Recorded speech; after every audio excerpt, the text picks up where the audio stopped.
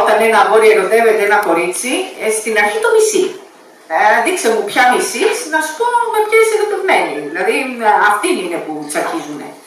Αυτοί τι θέλουν.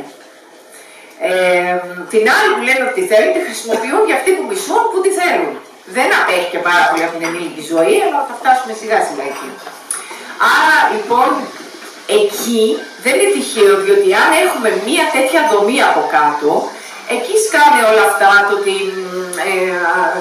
προκειμένου να αντιμετωπίσει το πόνο του έρωτα που δεν στάθηκε ή την αγωνία ή το άγχος του να αρέσει ένα κορίτσι σε ένα αγόρι και το αντίθετο, κλειδώνονται στις οθόνες, έτσι παθαίνουν αυτές τις εξαρτήσεις για να υπάρχει μία διαχωριστική γραμμή μεταξύ της πραγματικότητας έτσι, και της φαντασίας. Προστατεύονται.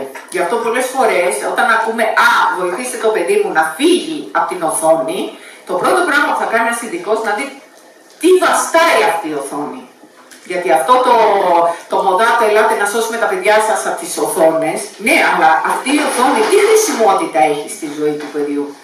Έτσι, τι καθεστώς έχει, μήπως κρατάει μια ολόκληρη δομή που αν ανοίξει θα αρχίσει να βλέπει και να ακούει πράγματα. Είναι πολύ σημαντικό να ξέρουμε τι συμβαίνει από κάτω. Ή έχουμε όλες αυτές τις απόπειρες αυτοκτονίας, έχουμε το σκίζονται, έτσι, γδέρνονται.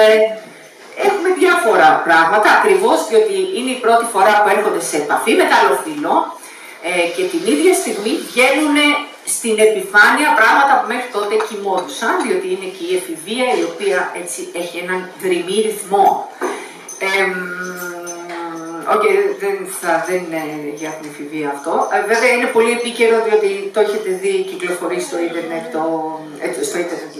στο Netflix, η σειρά εφηβεία.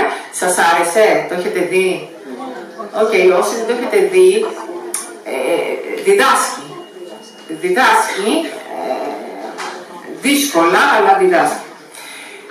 Τώρα, έχουμε λοιπόν την ψύχωση, τη διαστροφή και την εύρωση. Δεν τυχαίο την εύρωση να αφήνω τελευταία, γιατί θεωρούμε θα τυχεροί και καλά αν ανήκουμε στην εύρωση, αλλά εκείνοι και οι μεγαλύτεροι μπελάδες. Γιατί έχουμε